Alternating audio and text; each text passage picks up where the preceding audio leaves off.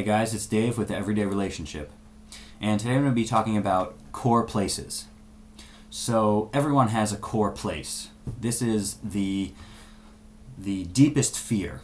Our deepest fear is our core place, and it's the thing that we most need to be healed from, right? We most need to heal our core place.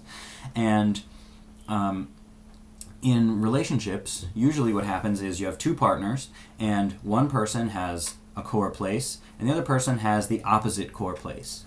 So, and the worst fights, the most vicious and the most damaging fights happen over these core places. So what are the core places? Well, one is the fear of being abandoned and being left alone. The other is the fear of being invaded or attacked. So usually one person is afraid of being abandoned, the other person afraid of being invaded. And they're opposite.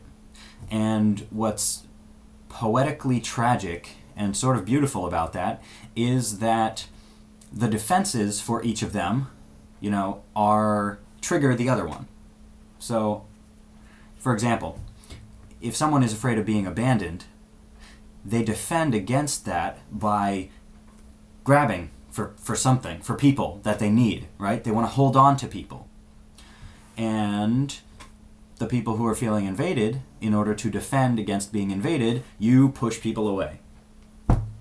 So, these are the core fights. They will be the worst fights, the most hurtful, and the hardest to resolve. And they're the kinds of fights that you usually can't resolve, at least in the moment.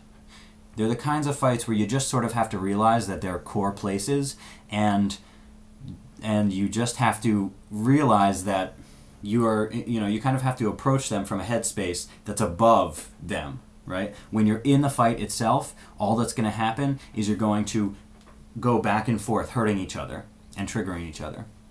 So you have to sort of start identifying what your core place is and what your partner's is, and identifying when it starts to happen. When you start to realize that, oh, this is a core fight, say it.